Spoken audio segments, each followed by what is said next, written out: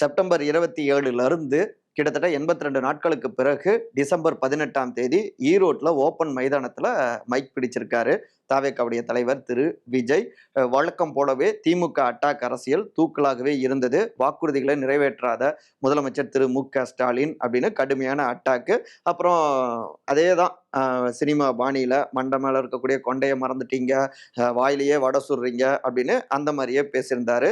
மருந்துக்கும் பாஜகவையும் விமர்சிக்கல, அதிமுகவையும் விமர்சிக்கல. போற போக்குல களத்துல இல்லாதவர்கள் குறித்து நாங்க பேச மாட்டோம், நாங்க இதை தான் பேசணும்னு நீங்க சொல்லாதீங்க அப்படின்னும் எதிர்வாதத்தையும் முன் வச்சிருந்தாரு. வழக்கத்து மாறாக கிட்டத்தட்ட 25 நிமிடம் அவருடைய ஸ்பீச் இருந்தது.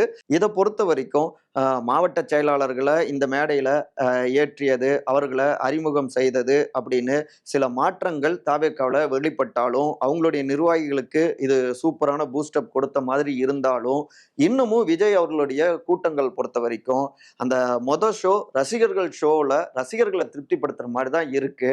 ஆனா ஒரு படம் ஓடணும்னா ஃபர்ஸ்ட் ஷோ மட்டுமே பார்த்துட்டு இருந்தா முடியாது.